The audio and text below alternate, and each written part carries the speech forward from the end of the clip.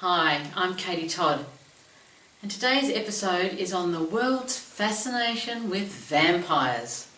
I don't know about you, but the minute I hear that it's a vampire movie or a vampire book and it's fabulous, I'm immediately turned off. I don't want to know about it.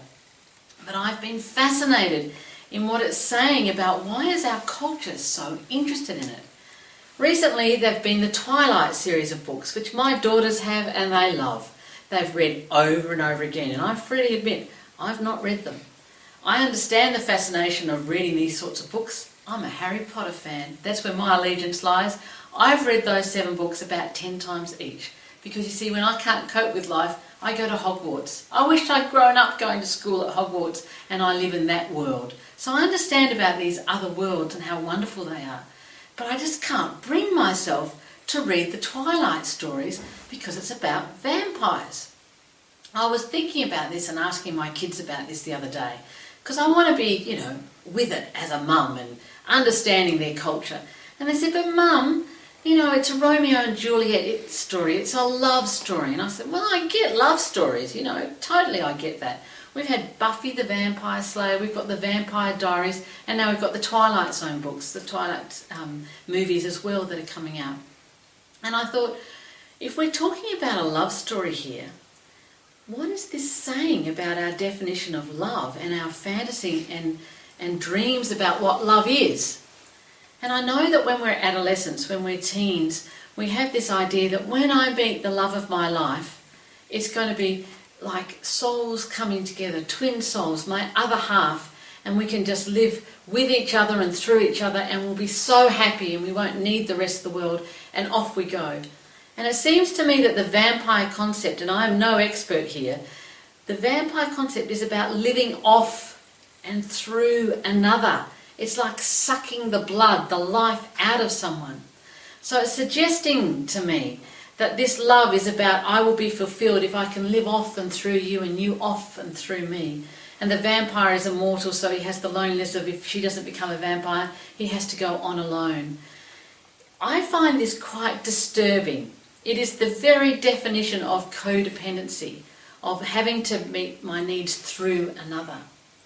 My understanding of love in life, and I would admit that as a teenager I had a very unrealistic fantasy-based idea of what true love was. I had no idea what love was, and wouldn't it be lovely if this twin came along and we were perfectly matched and we can live off and through each other happily ever after. It doesn't work like that though. I think it's doomed whenever we live off and through another person. When we give our heart and our emotional happiness to another to caretake, to look after, we are instantly asking for trouble. Because no one in the world knows how to fully meet their emotional needs, and they certainly can't look after someone else's. It becomes a burden. And when they don't meet our needs, and they don't realise we're unhappy or I'm sad or I'm stressed and I need you to do this or I need you to do that, and they don't act and fix it, we get very blaming. We get quite tantrumy at times. We get demanding. But you were supposed to love me. Well then, maybe you're not the love of my life and I'll look somewhere else and I'll find someone else to have this vampirish, codependent relationship, and he or she will meet all my needs of true love. And I'll know that he's the right one when I feel completely happy all the time because he will make me happy. That is giving the responsibility for our happiness to someone else to look after. It can't happen. It weighs them down and it causes conflict because you will blame them and then you'll go into fantasy again, which is not intimacy, saying that someone else is supposed to meet my needs. My experience of love is the better I love myself, I have to take total responsibility for my state of being. I do not expect to be happy every moment of the day and every day of my life. I do want to be happy overall. I do want to be loved, and I do want to be loving, and I want to be in love. And I'm fortunate enough to have found that now. But that doesn't mean I don't have those ups and downs like everyone else. Is it my partner's responsibility to fix that and to realise that and to jump in? No, it is not. He may be stressed. He may have concerns. He may be unwell. He may be away. I have to take responsibility for my emotional needs. I can do that. I can be my own best friend. I can love me. The love that I get from my husband, it's a bonus. Love It's very unconditional and it is here as a gift. The answer to happiness is self-love. It has nothing to do with having that other come in as this rescuer knight, vampire, that I can live off and he can live off me.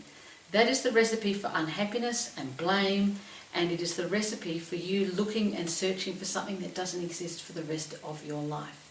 So enjoy the vampire books by all means, but understand that it's giving you a warning about love. It is not a prescription for how to find love.